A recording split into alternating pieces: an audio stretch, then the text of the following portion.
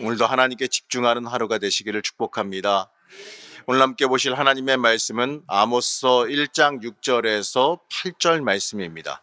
여호와께서 이와 같이 말씀하시되 가사의 서너 가지 죄로 말미암아 내가 그 벌을 돌이키지 아니하리니 이는 그들이 모든 사로잡은 자를 끌어 에돔에 넘겼음이라. 내가 가사성에 불을 보내리니 그 궁궐들을 사르리라. 내가 또 아스돗에서 그 주민들과 아스글론에서 귤을 잡은 자를 끊고 또 손을 돌이켜 에그론을 치리니 블레셋에 남아 있는 자가 멸망하리라. 주 여호와께서 말씀하셨느니라. 아멘. 오늘도 하나님의 은혜가 함께 하시기를 축복합니다. 하나님은 이 아모스를 통해서요, 이 주변 열강들에 대한 그 심판을 선포하십니다. 이번엔 아람에 이어서요, 이 블레셋이라고 하는 곳에 대한 심판을 선포합니다. 이 블레셋은 이스라엘과 오랜 기간 동안 굉장히 적대적에 있는 나라였습니다.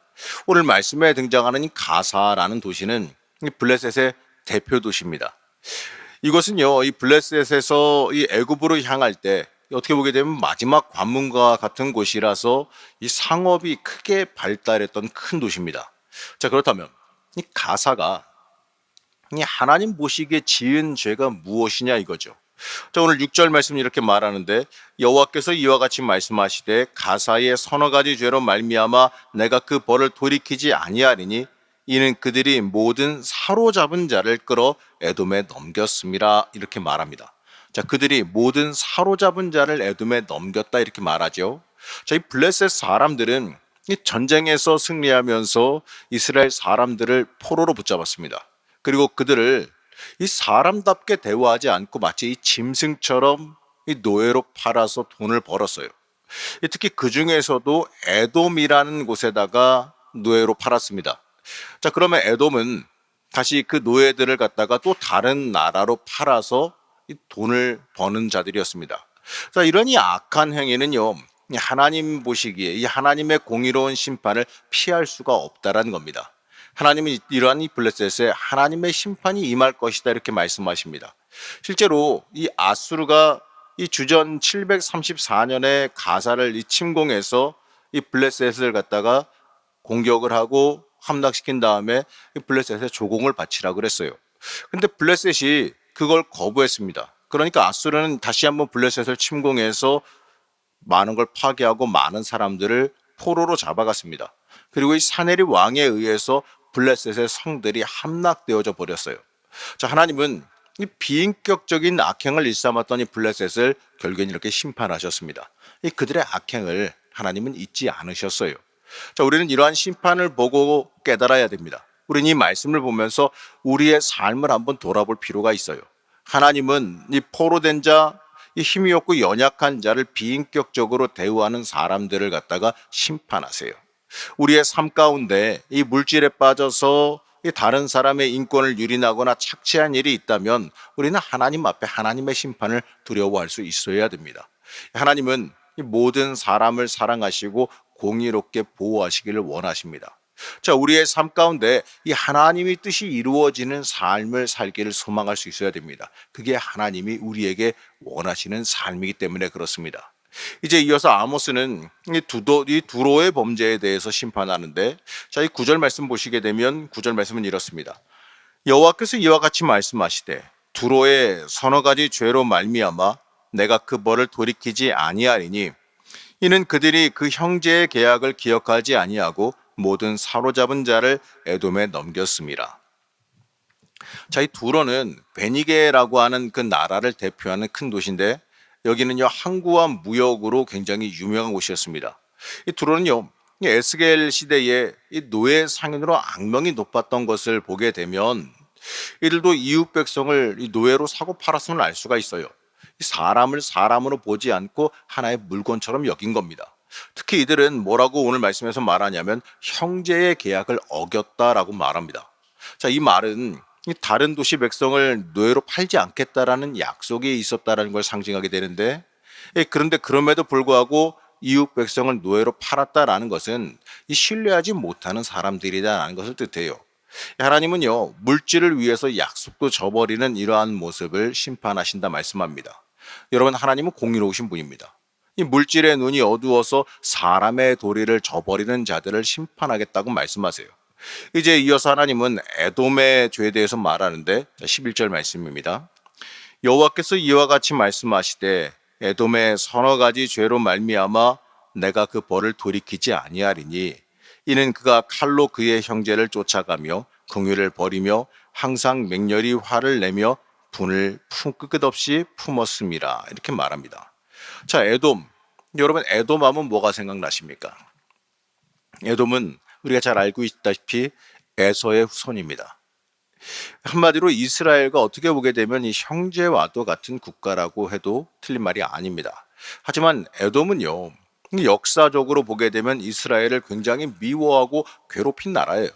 이 출애굽 때도 가나안으로 들어가는 이스라엘을 막았습니다. 이스라엘은 그 하나님의 명령도 있지만 형제 국가이기 때문에 그들을 침공하거나 부시고 가는 게 아니라 어쩔 수 없이 그들이 비켜주지 않으니까 피해갈 수밖에 돌아갈 수밖에 없었어요. 그런데 이들은요, 그럼에도 불구하고 이스라엘을 파멸시키기 위해서 때때로 이스라엘에게 전쟁을 일으켰습니다. 심지어 이스라엘이 이 다른 나라의 침공을 받을 때 돕는 것이 아니라 오히려 그 대적에게 합세해서 이스라엘을 더 심하게 괴롭히고 공격했어요. 자, 이스라엘이 바벨론에게 패망할 때도요, 바벨론을 도와서 이스라엘을 공격하고 약탈하는 행위를 했던 게 에돔입니다. 이들이 이스라엘을 미워한 건 야곱과 에서 때부터 시작된 일이지요. 그 형제는 나중에 우리가 말씀에서 보게 되면 화해한 듯 보입니다. 하지만 이 에돔 백성은 이스라엘 때문에 이 자신들이 하나님의 백성이 되지 못했다라고 생각하고 있었어요. 그래서 이스라엘을 그 국가적으로 계속해서 미워하고 증오하게 된 겁니다. 자, 증오하다 보니까 형제 이스라엘에 대해서 파괴적으로 잔악한 악행을 계속 저지르게 됩니다. 자, 이처럼요, 이웃을 향한 분노와 악행은 이 하나님의 심판을 피할 수가 없다는 걸 봐야 돼요. 이 하나님은 이 택한 나라의 군대를 통해서 에돔을 진멸시켜서 이 에돔의 모든 도시가 파멸될 것이다 이렇게 심판하십니다. 실제로 이 에돔은요, 뒤에 아수르의 속국이 되어졌고 또 바벨론에 의해서 침공당해서 다 흩어져 버리게 됩니다. 자, 우린 이 말씀을 보면서요, 우리 안에 들어있는 분노도 다스릴 줄 알아야 한다라는 걸 볼 수 있습니다. 이웃을 미워하고 증오하는 그 분노가 악행을 행하게 했고 또 그로 인해서 하나님의 기준에서 벗어나 심판받게 만들었다는 걸 보게 됩니다. 하나님은 우리가 화해하고 서로 사랑하는 이 성숙한 인격과 신앙 가지기를 원하십니다. 사랑하는 성도 여러분, 우리는 이스라엘 주변의 나라들이 하나님께 심판받는 이유를 쭉 보면서 깨달아야 될 것이 있습니다. 이 땅에서 우리가 어떻게 살아가야 할지를 우리가 깨달을 수 있어야 돼요. 하나님이 심판하시는 삶이 무엇인지를 우리가 살펴보면서 깨달아야 된다는 겁니다. 내가 이 땅을 살아가면서 하나님의 사람이 아니라 혹시라도 증오, 분노, 그 악함에 사로잡힌 삶을 살고 있지는 않은지 한번 돌이켜 봐야 한다는 겁니다. 하나님이 가장 귀한 것이 아니라 이 세상 물질과 권력이 가장 귀한 것으로 살고 있지는 않았는지, 아니면 또 다른 무엇인가가 하나님보다 귀한 것으로 살고 있지는 않았는지 다시 한번 생각해 봐야 한다는 겁니다. 우리는 하나님의 사람으로 명확하게 돌아올 줄 알아야 됩니다. 자, 우리는 하나님의 선명한 기준, 오늘 말씀을 보게 되면 하나님의 기준은 아주 선명해요. 하나님 중심으로 돌아오라 이겁니다. 하나님이 인생의 주인 되어 살아가느냐 살아가지 못하느냐, 이게 하나님의 기준이에요. 너무나도 선명하게 우리에게 제시해 주시는 이 기준, 우리는 이 기준에 합하게 살아갈 수 있어야 됩니다. 내 삶의 주도권과 욕심을 하나님 앞에 내려놓는 삶을 살아가길 소망하시기 바랍니다. 그리고요, 우리의 삶을 이끌어 가시길 원하시는데 하나님은요, 여러분의 삶을 이끌어 가길 원하세요. 그냥 주도권만 빼앗고 말려는 게 아니라 여러분을 갖다가 가장 좋은 길로, 하나님 보시기에 가장 복된 길로 이끌어 가시길 원하시는데 우리가 그 하나님의 음성에 집중하고 순종할 수 있어야지요. 하나님이 인도하신 대로 따라갈 수 있어야 되는 거 아니겠습니까? 그 길이 우리의 인생의 생명의 길이고 참된 복의 길이기 때문에 그렇습니다. 오늘 이제 살펴보게 된 이스라엘 주변의 나라들이 악행으로 인해서 심판받는 그 모습을 보면서 하나님에게서 벗어나면 심판밖에 없다라는 것, 이걸 우리가 깨달을 수 있어야 됩니다. 여러분, 오늘도 생명의 길, 참된 복의 길을 걸어가시길 축복합니다. 하나님과 동행하는 길, 하나님께 온전히 합격하는 길, 하나님 중심으로 하나님께 인도하심에 집중하며 살아가는 그 길을 오늘 하루도 살아가시길 축복합니다. 오늘도 기도하실 때 나를 이끄시는 그 하나님 앞에 우리가 귀 기울이고 그 하나님 음성 듣는 여러분 되시기를 그냥 간절히 축복합니다. 기도하겠습니다. 우리의 길과 진리가 되신 하나님, 하나님께서 인도해 주시는 그 길을 선명하게 걸어가길 원합니다. 세상의 길이 아니라 하나님의 길을 온전히 순종하며 걸어가길 원합니다. 하나님, 연약한 우리를 붙잡아 주셔서 하나님의 길을 선명하게 걸어가게 하여 주옵시고, 이 세상의 유혹에 넘어지지 않게 붙잡아 주시고 하나님 중심으로 하나님의 말씀을 지켜 행하는 삶을 오늘 하루도 살아가게 허락하여 주시옵소서.